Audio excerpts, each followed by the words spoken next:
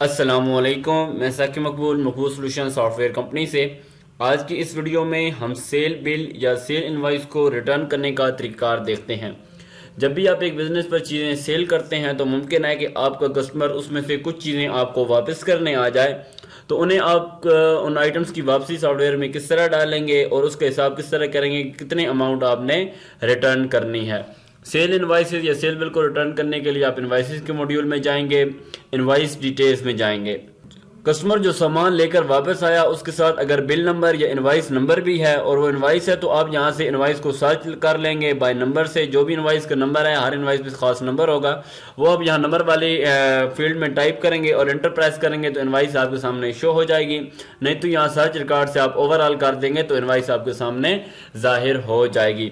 इसके अलावा आप इनवाइस को बाय कस्टमर नेम से भी सर्च कर सकते हैं। लाइक आपको पता है कि वो एक खास कस्टमर हैं और उनकी इनवाइस में से आपने किसी इनवाइस को रिटर्न करना है तो आप उनकी इनवाइस, जो भी डिजायर्ड इनवाइस होगी, उसे आप पहले ओपन कर लेंगे।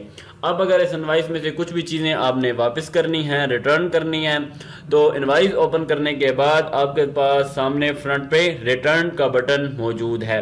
आप रिटर्न के बटन पे क्लिक करेंगे। यहाँ आपके सामने रिटर्न वाली स्क्रीन ओपन हो चुकी है, आइटम्स रिटर्न वापसी वाली स्क्रीन, और ये रेड है, इसका मतलब है कि चीज़ें वापस होंगी। और यहाँ पर आपके सामने दो फील्ड्स हैं, एक है अवेलेबल क्वांटिटी और दूसरी ये है रिटर्न क्वांटिटी, कितनी आइटम्स यानी कितनी क्वांटिटी आप रिटर्न कर रहे हैं। अगर रिटर्न नहीं करने कोई भी आइटम ज़ीरो कर सकते हैं आप, या सिंपली आप इस आइटम को बिल से ख़त्म कर देंगे तो इस आइटम का बिल नहीं बनेगा, यानी रिटर्न का बिल नहीं बनेगा। सिर्फ ये रॉकेट बेबी वाइप्स, एक वाइप वापस करनी है, बाकी कुछ भी वापस नहीं करना, तो आप यहाँ से ख़त्म कर देंगे। और अगर एक वापस करनी है तो एक कर देंगे। इस तरह जो आइटम वापस करनी होंगी उनका बिल बना लेंगे। 250 बिल बनता है। अगर आप कस्टमर को 250 मौके पर ही वापस कर रहे हैं तो आप यहाँ पर 250 टाइप कर देंगे, तो आपकी जो कैश है शाम क्लोजिंग में 250 लेस हो जाएंगे, कस्टमर को आप 250 वापस कर देंगे। हम एक और इनवाइस को भी वापस करके देख लेते हैं। इनवाइस को आप सिलेक्ट करके रिटर्न के बटन पर क्लिक करेंगे और अगर पूरी इनवाइस रिटर्न करनी है तो आप नीचे पेड अमाउंट देख लेंगे, कितने अमाउंट पेड है, आप मौके पर कुछ वापस कर रहे हैं या नहीं। या अकाउंट में वापसी करनी है तो आप पेड ज़ीरो करेंगे, यानी आपने मौके पर कुछ भी पे नहीं किया, सेव करेंगे तो ये अमाउंट उनके अकाउंट से लेस होगी। और इसके साथ अगर आप एक बिल भी देना चाहें तो सेव एंड प्रिंट कर देंगे, और बिल ना देना चाहें तो आप जस्ट सेव पे क्लिक कर देंगे। और नेक्स्ट सिनेरियो में ये हो सकता है कि आपके पास कुछ आइटम्स वापस आए और आपको नहीं पता कि वो किस कस्टमर से वापस आए, कोई खास बिल नंबर भी आपके पास नहीं है, या मुख्तलिफ बिल्स में वो आइटम गए थे और इकट्ठे वापस आ गए, तो आप सेल आइटम रिटर्न भी कर सकते हैं। सॉफ्टवेयर में फीचर अवेलेबल है। और डायरेक्ट आइटम्स को रिटर्न करने के लिए आप सेल आइटम में जाएंगे और जिस तरह आप बिल बनाते हैं इसी तरह आप ऐड के बटन पर क्लिक कर देंगे। ये रिटर्न वाली फील्ड है, आइटम्स रिटर्न होंगे, ऊपर रेड है। और जिन जिन आइटम्स को आपने रिटर्न करना है उन्हें जस्ट आप स्कैन कर लेंगे या उन्हें आप सर्च कर लेंगे, और इसमें सिंपल जितनी क्वांटिटी आपने रिटर्न करनी है वो यहाँ पर क्वांटिटी आप मेंशन कर देंगे।